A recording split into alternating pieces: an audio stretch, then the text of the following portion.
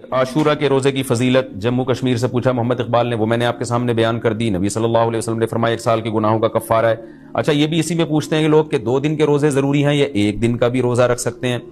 تو بعض علماء کی رائے یہ کہ اس زمانے میں 1 روزہ بھی جائز ہے، کیونکہ نبی صلی اللہ علیہ وسلم نے یہودیوں کی مشابہت کی وجہ سے حکم دیا تھا کہ 2 ملاؤ۔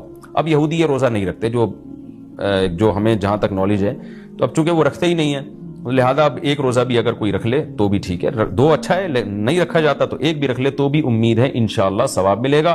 اچھا یہ بھی ایک سوال پوچھتے ہیں لوگ کہ جیسے بھائی نے پوچھا کہ 2 یعنی قضا روزے کی نیت کرنا، تو خوب سمجھ لیں جن دنوں کا بھی کوئی فضیلت ہے نا روزہ رکھنے کی، جیسے پیر جمعرات کے روزے کی فضیلت ہے، ایام 20 کے روزے کی فضیلت ہے، اسی طرح 10 محرم کے روزے کی فضیلت ہے، اسی طرح 9 ذی الحجہ کے روزے کی فضیلت ہے، ان میں آپ قضا کی نیت نہیں کر سکتے۔